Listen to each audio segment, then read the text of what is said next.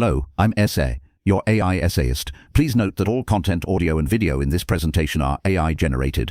As AI can sometimes produce inaccuracies, I encourage you to verify any factual information presented. With that in mind, let's begin. Herbert C. Brown stands as a titan in the realm of organic chemistry, his name inextricably linked with the development of hydroboration, a reaction that revolutionized synthetic methodology. To appreciate the magnitude of Brown's contributions, one must first journey into the landscape of mid-20th century chemistry, a domain grappling with fundamental questions about reaction rates, product distributions, and the subtle interplay of electronic and steric effects. Brown, in his early career, directly confronted these challenges, seeking to establish a more quantitative and predictive understanding of organic reactivity. At the heart of Brown's initial inquiries lay the concept of steric strain, the repulsive interactions arising when atoms or groups are forced into close proximity. While the existence of steric hindrance was recognized, its precise quantification and influence on chemical behavior remained elusive. Existing theories often prioritized electronic effects, attributing differences in reactivity primarily to variations in charge distribution and inductive forces. Brown, however, suspected that steric factors played a far more significant role than previously acknowledged. To address this, Brown embarked on a series of meticulous experimental investigations designed to isolate and measure steric effects. His approach involved studying the relative stabilities of various organic molecules, particularly alkyl-substituted alkenes and cyclocanes. By carefully determining equilibrium constants for isomerization reactions, he could assess the energy differences between isomeric forms, providing a direct measure of the steric strain present in each molecule. For example, Brown and his collaborators examined the equilibrium between cis and trans isomers of the substituted alkenes. They observed that the trans isomer, where the alkyl groups are on opposite sides of the double bond, was generally more stable than the cis isomer, where the alkyl groups are on the same side. The magnitude of this difference in stability, as measured by equilibrium constant, provided a quantitative estimate of the steric repulsion between the alkyl groups in the cis isomer.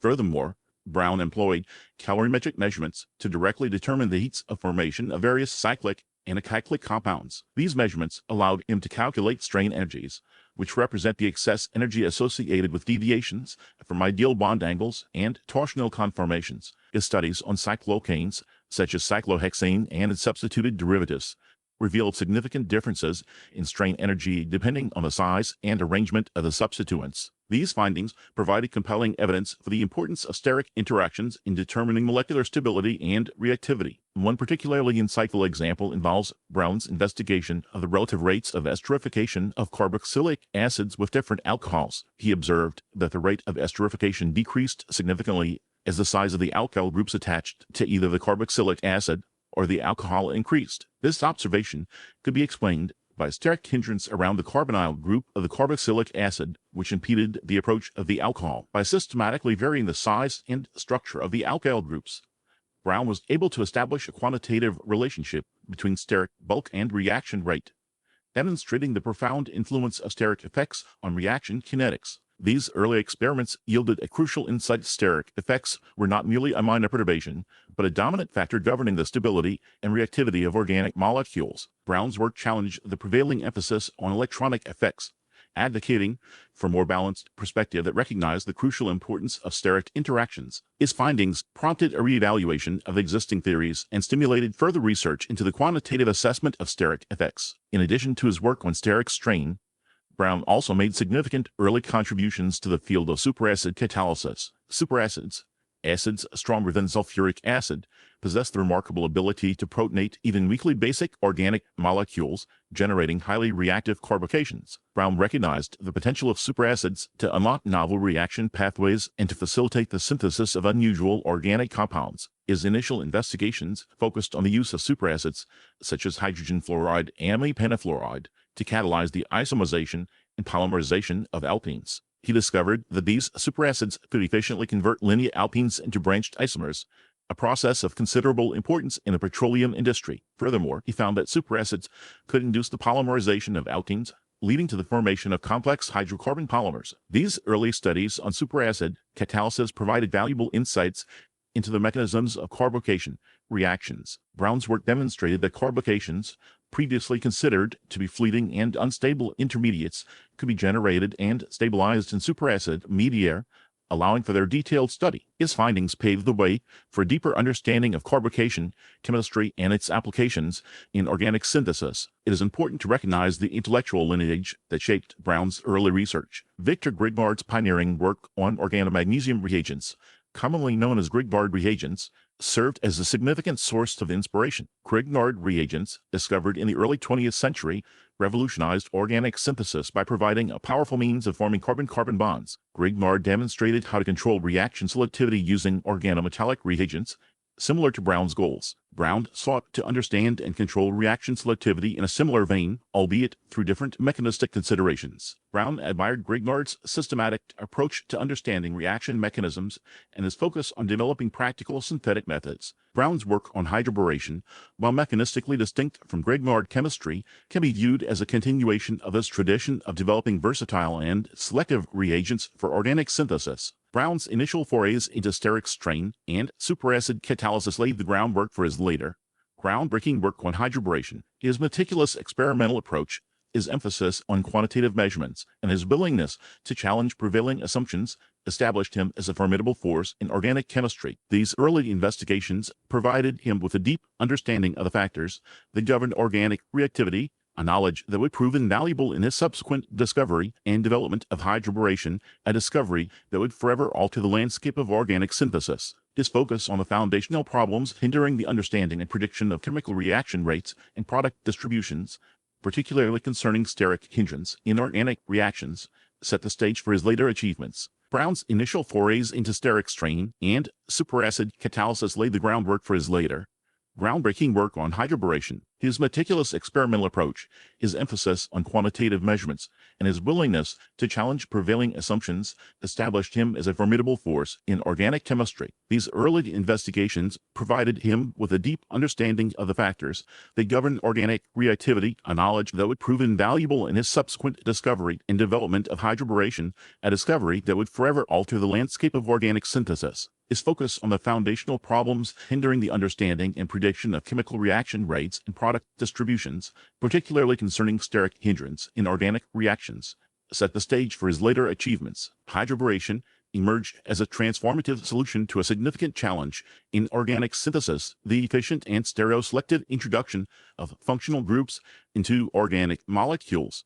Traditional methods often lacked the desired control over the position and spatial arrangement of substituents, leading to mixtures of products and diminished yields. Brown sought to overcome these limitations by exploring the reactivity of boron hydrides, compounds that had been relatively unexplored in organic chemistry at the time. The discovery of hydroboration itself was, to a degree, serendipitous. While investigating the reactions of diborane with alkenes, Brown observed an unexpected addition of boron-hydrogen bonds across the carbon-carbon double bond. This seemingly simple reaction, the addition of diborane, a dimer of boron trihydride, to an alkene, opened up a vast new realm of synthetic possibilities. The reaction proceeded with remarkable regioselectivity, with the boron atom preferentially attaching to the less hindered carbon of the double bond. Furthermore, the reaction exhibited exceptional stereoselectivity, with the boron atom adding to the alkene from the less hindered side of the molecule. The methodology developed by Brown centered on the stepwise addition of boron-hydrogen bonds across carbon-carbon multiple bonds, leading to the formation of organoboranes. These organoboranes,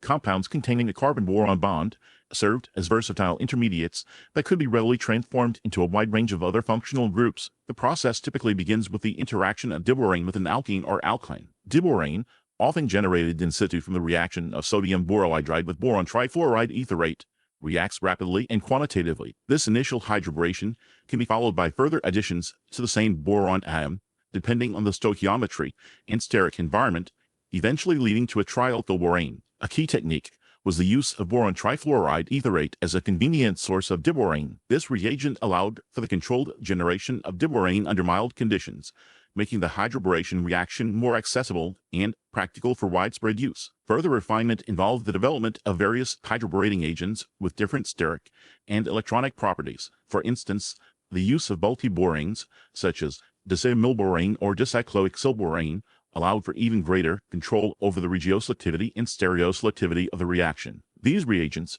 were particularly valuable in the synthesis of complex molecules where precise control over the placement of substituents was essential. Specific examples of Brown's work vividly illustrate the power of hydroboration. The hydroboration of alkenes, followed by oxidation with hydrogen peroxide, provided a highly efficient and stereoselective route to alcohols. This method offered a significant improvement over existing methods, which often suffered from poor regioselectivity or required harsh reaction conditions. Similarly, the hydroboration of alkynes, followed by proteinolysis or oxidation, allowed for the synthesis of aldehydes, ketones, and carboxylic acids with high precision. These reactions demonstrated the versatility of organoboranes as intermediates in organic synthesis. The immediate impact of hydroboration was profound. Organic chemists quickly recognized the potential of this new methodology for the synthesis of a wide range of organic compounds. The reaction was adopted by researchers around the world and quickly became a staple in organic synthesis laboratories. Its ability to introduce functional groups with high regioselectivity and stereoselectivity made it particularly valuable in the synthesis of complex natural products, pharmaceuticals, and other fine chemicals. The legacy of hydroboration continues to endure in modern organic synthesis. It remains a widely used reaction, particularly in the synthesis of complex molecules where precise control over stereochemistry is paramount. Countless variations and improvements have been developed over the years, expanding the scope and applicability of the reaction. Hydroboration has also played a crucial role in the development of other important synthetic methodologies, such as the Suzuki-Miro coupling reaction, which utilizes organoboranes as key intermediates. Brown's work on hydroboration was directly influenced by the earlier research of Hermann, Irving, Schlesinger on metal hydrides. Schlesinger, a pioneer in the field of boron chemistry, had made significant contributions to the synthesis and characterization of alkaline metal borohydrides, such as sodium borohydride. These compounds, which contain boron-hydrogen bonds, were known to be reducing agents, but their potential as reagents for organic synthesis had been largely unexplored. Brown's work built upon Schlesinger's discoveries by demonstrating the unique reactivity of diborane and organoboranes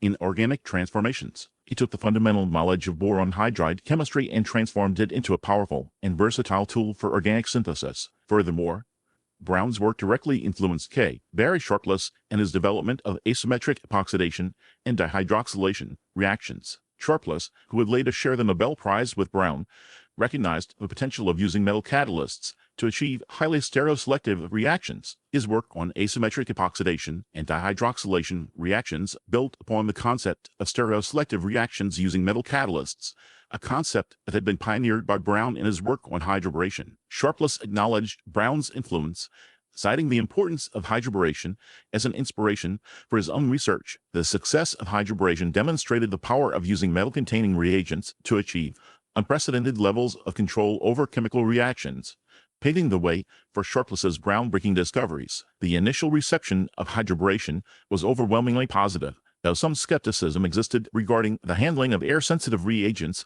such as diborane. However, Brown's clear experimental protocols and the development of convenient in situ methods for generating diborane quickly alleviated these concerns. The reaction's remarkable selectivity and versatility soon silenced any remaining doubts, establishing hydroboration as the cornerstone of organic synthesis. While some researchers initially focused on the mechanistic details of the reaction, the primary emphasis quickly shifted to exploring its synthetic applications. This led to a rapid proliferation of new hydroboration-based methodologies and a deeper understanding of the factors that govern the reaction's regioselectivity and stereoselectivity. The initial focus on simple alkenes and alkenes soon expanded to include more complex and functionalized substrates, further demonstrating the broad applicability of the reaction. The ease with which organoboranes could be converted into a variety of other functional groups, such as alcohols, halides, and amines, solidified hydroboration's place as a versatile and indispensable tool for organic chemists. Brown's relentless pursuit of understanding extended beyond the realm of boron chemistry,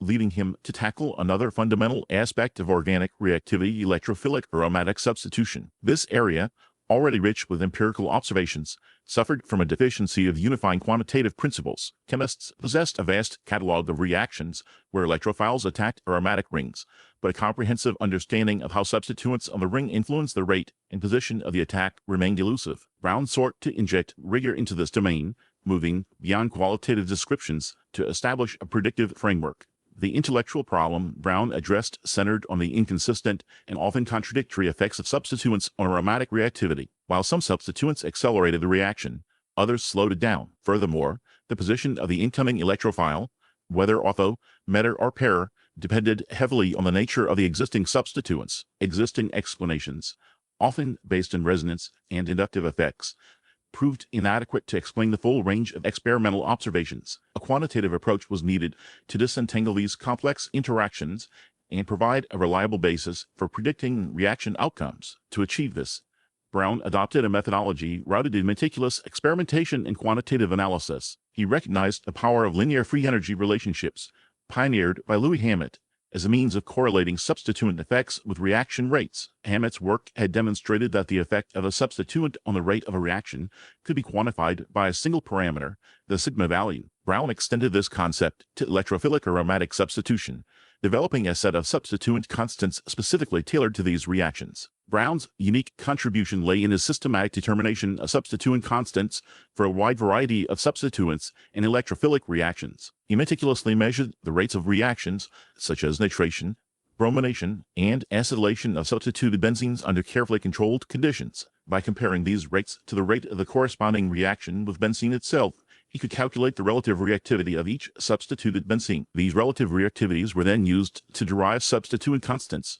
which reflected the electronic influence of each substituent on the aromatic ring. For example, Brown conducted extensive studies on the nitration of substituted benzenes. He observed that electron-donating substituents, such as methyl or methoxy groups, significantly accelerated the rate of nitration, while electron-withdrawing substituents, such as nitro or cyano groups, slowed it down. He also found that the position of the nitro group was strongly influenced by the nature of the substituent. Electron-donating substituents favored ortho and pair substitution, while electron-withdrawing substituents favored meta substitution. By correlating these observations with reaction rates, Brown was able to develop a quantitative scale of substituent effects for nitration reactions. Similarly, Brown investigated the bromination and acetylation of substituted benzenes. These reactions, while similar in overall mechanism to nitration, exhibited subtle differences in their sensitivity to substituent effects. By studying these differences, Brown was able to refine his understanding of the factors that govern electrophilic aromatic substitution and to develop a more comprehensive set of substituent constants. The beauty of Brown's approach lay in its ability to predict the rates and regioselectivity of electrophilic aromatic substitution reactions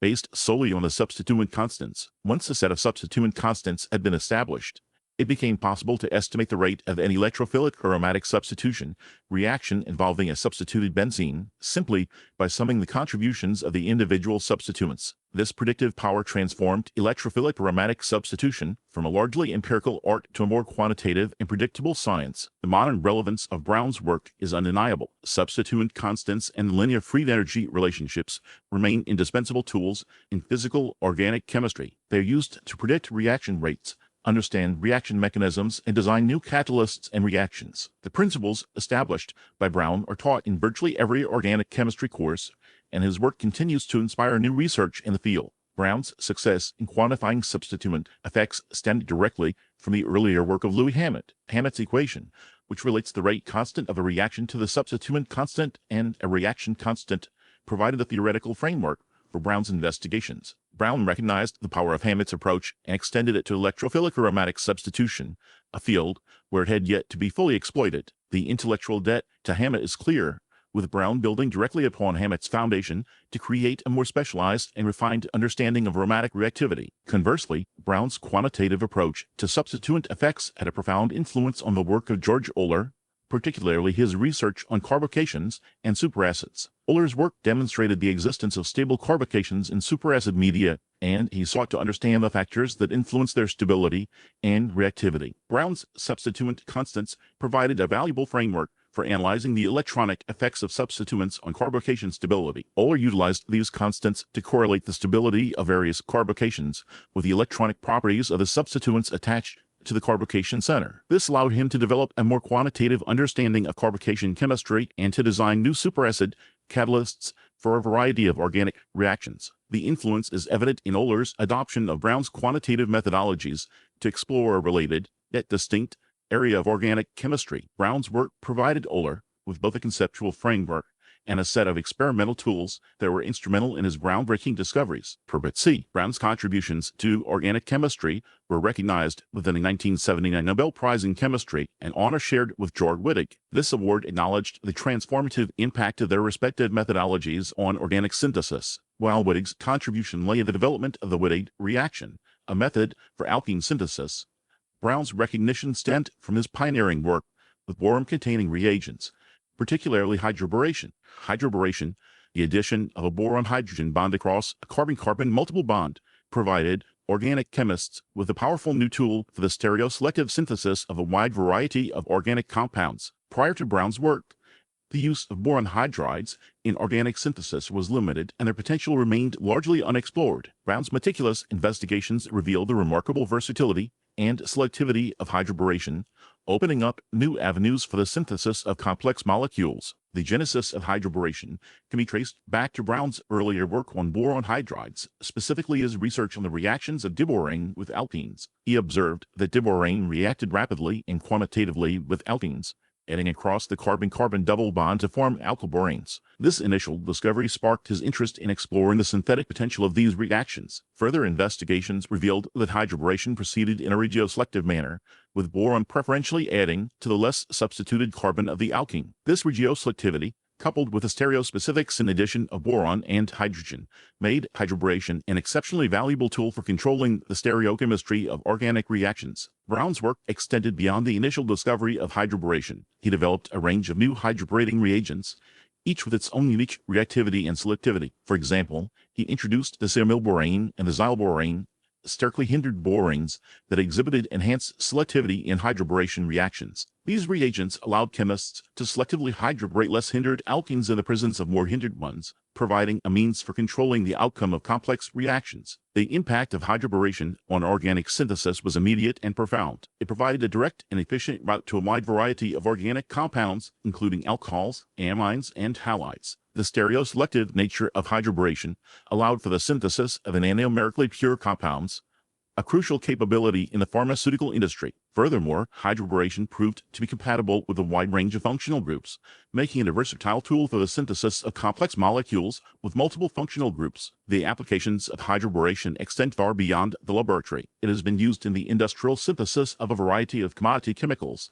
including detergents, plastics, and pharmaceuticals. The stereoselective nature of hydroboration is particularly valuable in the pharmaceutical industry, where the synthesis of ananumerically pure drugs is often required. Many pharmaceuticals are chiral molecules, and their biological activity depends critically on their stereochemistry. Hydroboration provides a means for synthesizing these chiral molecules with high enantiomeric purity, ensuring that the desired therapeutic effect is achieved. The influence of Brown's work on hydroboration is evident in the development of new synthetic methodologies. Elias James Corey, a Nobel laureate himself, acknowledged the direct influence of Brown's work on his development of retrosynthetic analysis. The stereoselective nature of hydroboration allowed for the efficient synthesis of complex molecules, a key component of Corey's retrosynthetic approach. Retrosynthetic analysis involves breaking down a complex target molecule into simpler building blocks that can be readily synthesized. Hydroboration provides a powerful tool for constructing these building blocks with the desired stereochemistry, facilitating the synthesis of complex natural products and pharmaceuticals. Beyond hydroboration, Brown made significant contributions to the understanding of electrophilic aromatic substitution. He developed a quantitative scale for measuring the directing effects of substituents on aromatic rings, providing a valuable tool for predicting the outcome of electrophilic aromatic substitution reactions. This scale, known as Brown's substituent constants, allowed chemists to predict the relative rates of substitution at different positions on the aromatic ring. Brown's exploration of steric effects in organic chemistry also yielded important insights. He recognized that the steric bulk of substituents could significantly influence the rates and selectivities of organic reactions. He developed a quantitative measure of steric bulk, known as the F-strain, which allowed chemists to predict the effects of steric hindrance and reaction rates. A key aspect of Brown's approach to organic chemistry was his emphasis on quantitative measurements and rigorous experimental design. He believed that organic chemistry should be treated as a quantitative science, and he advocated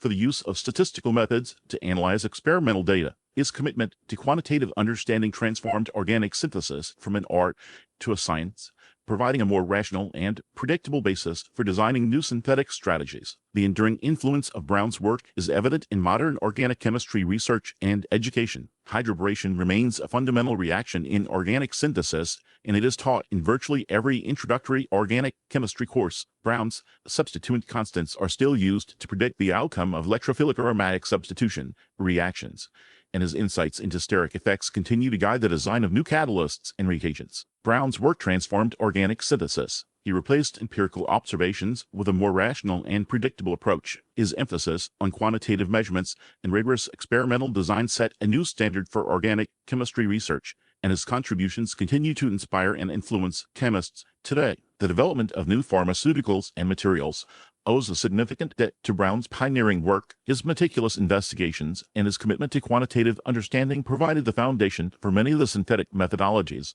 that are used today. Herbert C. Brown's legacy extends beyond his specific discoveries. His rigorous experimental approach, his commitment to quantitative understanding, and his passion for organic chemistry have left an indelible mark on the field. He stands as one of the most influential organic chemists of the 20th century, and his work continues to shape the way that organic chemistry is taught and practiced today. We really appreciate you tuning into this AI-powered presentation.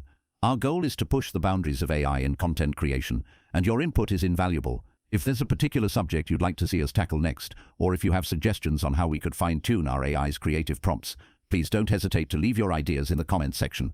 We're excited to bring you more unique content very soon.